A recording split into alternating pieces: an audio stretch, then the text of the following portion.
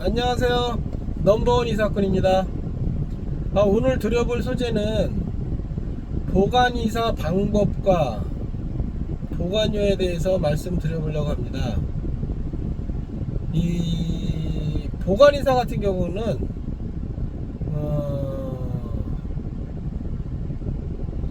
들어갈 집에 인테리어 공사나 도배장판 등 이삿짐을 당일날 못 집어넣을 경우 이 공사만큼 보관짐을 보관해드리는 서비스인데요.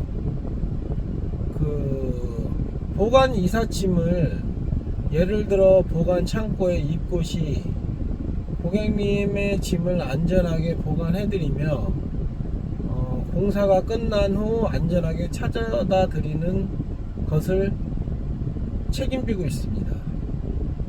하지만 이 보관 이사라는 개념이 일반 편도로 가는 이사와 달리 아주 힘든 부분이 없잖아 있습니다. 왜냐하면 이 보관짐을 포장할 때도 그렇고 보관 창고에 넣을 때도 그렇고 아주 중요시하게 생각해야 됩니다. 왜냐하면 차량의 짐을 빼서 보관 창고에 넣을 때 한번 중요시 생각하고 나중에 보관짐을 찾을 때도 차량에 실어서 고객님 댁으로 들어와야 되기 때문에 이 이동 중 사고들이 많이 발생이 돼요. 그래서 포장할 때도 더 신경 써서 포장을 해야 되고 특히 이게 보관이 안 되는 것들이 좀 있어요.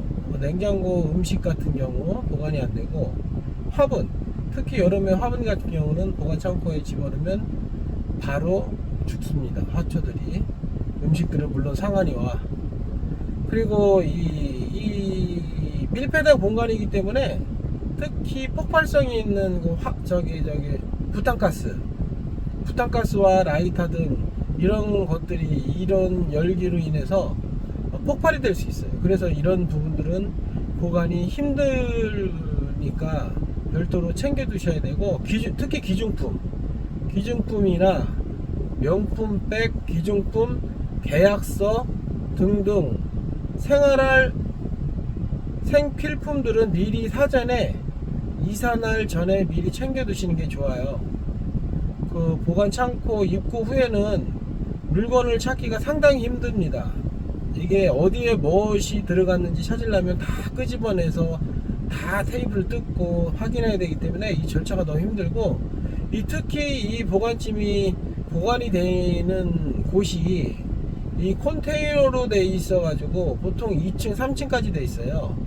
그래서 만약에 3층에 입구 시에 이 시계차를 타고 올라가야 되는데 거기에서 물건을 확인해서 찾는다라는 것이 아주 힘듭니다. 그래서 미리 보관 이사 전에 확실하게 준비물은 챙겨 두셔야 되며 이 보관료 같은 경우 한 달 계산으로 계산되고 예를 들어서 열흘 단위로도 계산이 되지만 보통 열흘이 넘게 되면 한 달로 계산이 되기 때문에 요거는 참고해 주시면 되고 이 보관이사 이사비용 같은 경우도 1차 이사비용 2차 이사비용으로 나눠지게 되며 보통 컨테이너 하나가 20피트 짜리에요 20피트 짜리에 보통 1톤 용달 3대분이 들어가는데 오버될 경우에는 20피트 짜리 컨테이너를 2개를 잡아야 됩니다.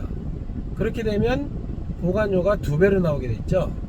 그렇기 때문에 보관이사 할 때는 신중하게 짐량과 이사 방법 등을 자세히 팀장님께 전달받고 하셔야 뒤탈이 없습니다.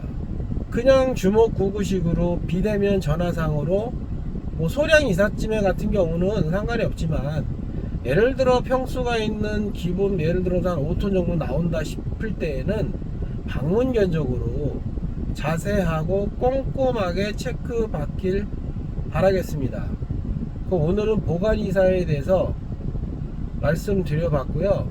자세한 내용은 상담 시 친절하게 설명드려 보겠습니다. 감사합니다.